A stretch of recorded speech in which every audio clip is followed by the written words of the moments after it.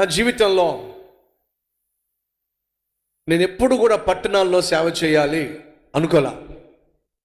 పట్టణాల్లో సేవ చేయాలి అని ఎప్పుడు అనుకోలా. కానీ ఏమనుకున్నానో తెలుసా? అడవిలోకి వెళ్ళి సేవ చేయాలి, కొండ జాతి ప్రజల మధ్యకు వెళ్ళి సేవ చేయాలి.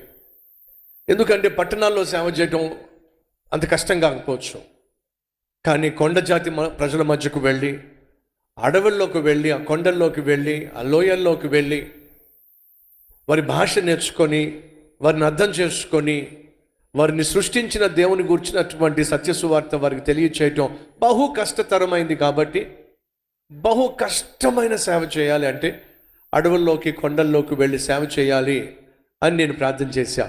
ఉపవాసాలు ఉన్న, కన్నీళ్లు గార్చా. నేను చేసిన ప్రార్థనల్లో ఏడో తెలుసా? నా డైరీలో రాసుకున్నాను, lord send me to the darkest spot in our nation. ఈ దేశంలో ఎక్కడైతే చీకటి బహుగా అలుముకుందో, సువార్త అందని ప్రజలు ఉన్నారో, సువార్త ప్రకటించడానికి ధైర్యంగా వెళ్ళి సువార్త ప్రకటించడం వీలు పడని స్థలం ఎక్కడుందో, ప్రజలు ఎక్కడున్నారో అక్కడ నన్ను పంపించాయా. That was my desire, that was my passion.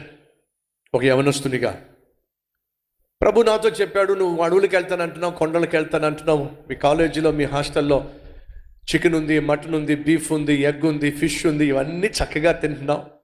మీకు తెలుసో లేదో, నేను రక్షింపబడక మునుపు తిండిపోతోండి, భయంకరంగా తినేవాడిని. కాలేజీకి వచ్చిన తర్వాత కూడా ఎంతో కొంత తినేవాడిని. ప్రభు చెప్పాడు, అడవికి వెళ్తానంటున్నావు, కొండలకు వెళ్తానంటున్నావు, అక్కడ ఫిష్, మటను, బీఫ్ ఇవన్నీ దొరకవు కదా, మరి ఏం చేస్తావు?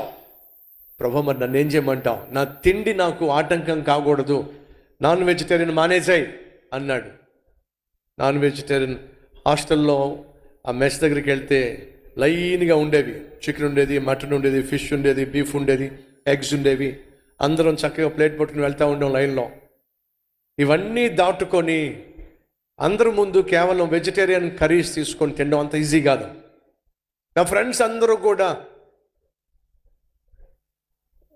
చక్కగా తింటున్నప్పుడు నేనేమో వెజిటేబుల్ కర్రీస్, వెజిటేరియన్ ఫుడ్ తినేవాడిని. నా ఫ్రెండ్స్ అందరు నవ్వేవాళ్ళు, హేళన చేసేవాళ్ళు. ప్రభు నాకు చెప్పాడు, నువ్వు అడవికి వెళ్తానంటున్నావు, కొండలకు వెళ్తానంటున్నావు, అక్కడికి వెళ్ళిన తర్వాత ఇవి చక్కని వంకాయ కర్రీ, చక్కని బీరకాయ కర్రీ, చక్కని బెండకాయ పచ్చడి ఇవన్నీ ఉంటాయి అనుకుంటున్నావా? చక్కగా తింటున్నా వెజిటేబుల్ కర్రీస్ అని చెప్పి అన్నాడు. నన్ను ఏం చేయమంటావు ప్రభువా? అది కూడా తినడం మానేసాయి, అవి కూడా తినడం మానేసా. ఓన్లీ రసం పోసుకొని మాత్రమే నేను భోజనం చేసేవాడిని. నా ఫ్రెండ్స్ అందరూ తిట్టుకునేవాళ్ళు. ఒకవేళ నీకు రసం కూడా దొరకకపోతే అడవిలో ఏం చేస్తావు?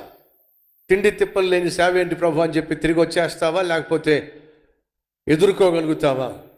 ప్రభు చెప్పాడు, ఆ రసం కూడా మానేసే, కేవలం అన్నంలో నీళ్లు మాత్రమే పోసుకొని ఒక కాలేజీ స్టూడెంట్గా రేపటి దినాన నేను అడవికి వెళ్ళి, కొండల్లోకి వెళ్ళి సేవ చేయాలనుకుంటున్నప్పుడు తిండి పట్ల వ్యామోహం నా సేవకు ఆటంకంగా ఉండకూడదని చెప్పేసి పూర్తిగా నాన్ వెజిటేరియన్ తినడం మానేశాను.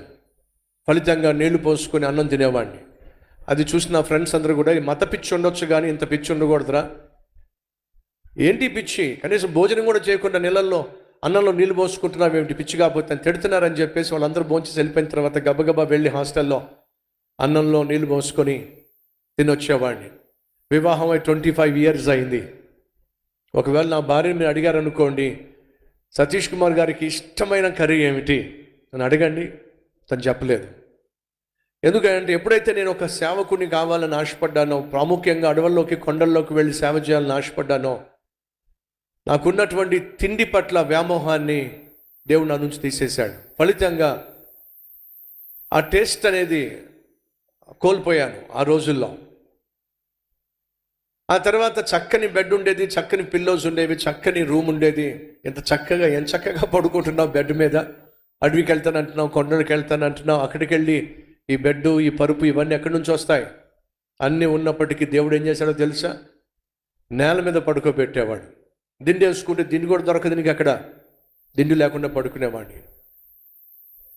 ఇదంతా ఎందుకు చెప్తున్నానయ్యా అంటే, నాకున్న ఆశ ఏమిటయ్యా అంటే, ఎవరైతే సువార్త ప్రకటించడానికి వెళ్ళడానికి జంకుతారో ఆ అడవులకు కొండలకు వెళ్ళాలి, అక్కడికి వెళ్ళి సేవ చేయాలి. అది నేను కోరుకుంది. దానికోసం కన్నీరు గార్చాను, దానికోసం ప్రయాసపడ్డాను, దానికోసం సిద్ధపడ్డాను. కాలేజీలో నేను చదువుతున్నటువంటి ఫైనల్ ఇయర్లో ఇండస్ట్రియల్ ట్రైనింగ్ ఉంటుంది. ఆ ఇండస్ట్రియల్ ట్రైనింగ్ అప్పుడు నేను తమిళనాడులో ఉన్నటువంటి రాయవెల్లూరు కాట్పాడికి పోస్ట్ చేయబడ్డాను. అప్పటికి జైపాల్ గారు ఆ ప్రాంతంలో గ్రామాల్లో సేవ చేస్తున్నప్పుడు నాకు ఉన్న ఆశ ఏమిటంటే, ఆ గ్రామాలకు వెళ్ళి నేను కూడా సేవ చేసేవాడిని అప్పుడప్పుడు వచ్చినప్పుడు. కాబట్టి ఆ గ్రామాల్లోకి వెళ్ళి చక్కగా సేవ చేయవచ్చు, ఒకవైపు చదువుకుంటూ ఉంటానని చెప్పి ఎంత సంతోషించానో, ఎంత ఆనందించానో. కాట్పాడి వచ్చేసాను. వచ్చేసిన తర్వాత నాకు మళ్ళా నోటీస్ బోర్డులో నా పేరు మార్చేశారు. మార్చేమన్నారు తెలుసా?